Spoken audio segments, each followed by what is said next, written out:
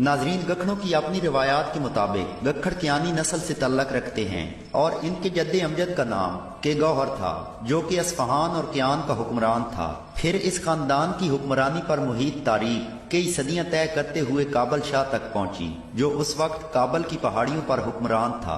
दूसरी तरफ सुल्तान नासिरुद्दीन सबुक्तगीन गजनी के तख्त पर बैठा और इर्द गिर्द के मजीद इलाके फतह करने के लिए उसने अपने लश्कर तैयार करना शुरू कर दिए। दोस्तों, मुसलसल फतूहात के बाद सबुक्तगीन और काबल शाह का आमना सामना हुआ, तो इस दौरान एक खूनरेज मार्के के बाद काबल शाह ने उसकी अतात कबूल कर ली और अपनी हुक्मरानी पर कायम रहा। काबल शाह ने काबल का इंतजाम बेहतरीन तरीके से चलाया और उसी जगह इंतकाल कर गया। उसके 5 बेटे गखड़ शाह, रतन शाह, ममनद शाह, तलोचन शाह और बजली शाह थे। लिहाजा बड़े बेटे गखड़ शाह को काबल का हुक्मरान बना दिया गया। सबुक्तगीन की वफात के बाद सुल्तान महमूद गजनवी ने जब तख्त संभाला तो उसने गखड़ शाह की हुक्मरानी को काबल पर बहाल रखा और कुछ अरसा बाद अपनी अफवाज के साथ हिंदुस्तान पर हमला की तैयारी शुरू कर दी। इस हमला में गखड़ों का लश्कर भी शामिल था। जब पोठवार का इलाका फतह हो गया तो महमूद गजनवी ने ये इलाका गखड़ शाह को तोहफा में दे दिया और गखड़ शाह को सुल्तान के लकब से नवाजा।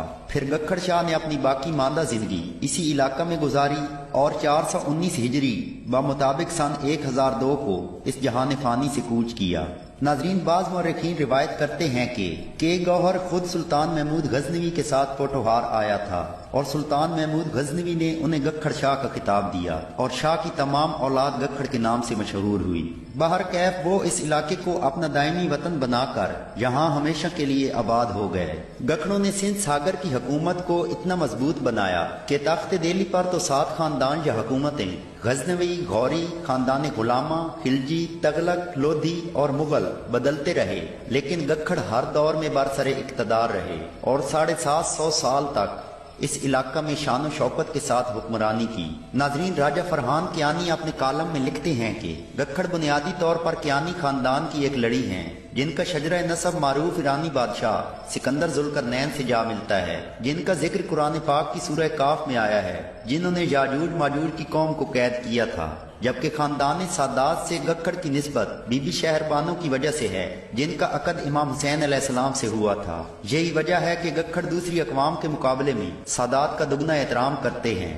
नाजरीन, तारीख बताती है कि जब शेर शाह सूरी ने पोठवार के इलाका में कलह रोहतास की बुनियाद रखी तो गखड़ इसकी सबसे बड़ी रुकावट बने। उस वक्त पोठवार का हाकिम सारंग खान गखड़ था, जिसने अपने इलाके से एक पत्थर भी ना उठाने दिया। इस दौरान शेर शाह सूरी को शदीद मजामत का सामना करना पड़ा तो बिल आखिर शेर शाह ने गखड़ों से ऐलान जंग कर दिया और इस जंग के दौरान सारंग खान गखड़ अपने 16 बेटों समेत मैदान जंग में शुजाअत और बहादुरी का मुजाहरा करते हुए अपने इलाके पर कुर्बान हो गया और तारीख के औराक में अपनी मिसाल कायम करके हमेशा के लिए जिंदगी हासिल कर गया।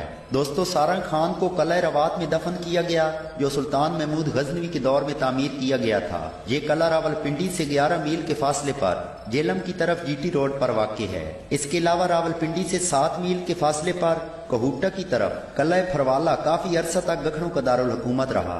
नाजरीन, अजीम तारीखी पस मंजर की हामिल कौम गखड़ खित्ते पोठवार पंजाब के लिए सरमाया इफ्तिखार है। जेलम, रावलपिंडी और इस्लामाबाद में गखड़ों की वाज़ेह अक्सरियत सकूनत पजीर है।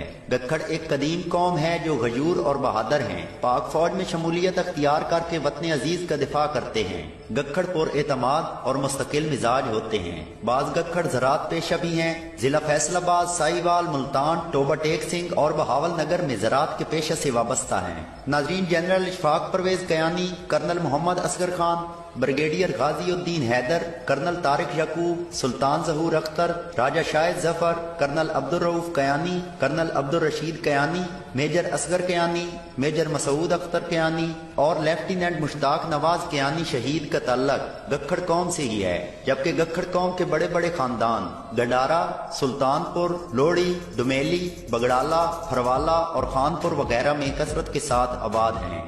दोस्तों, इसके साथ ही हमारी आज की वीडियो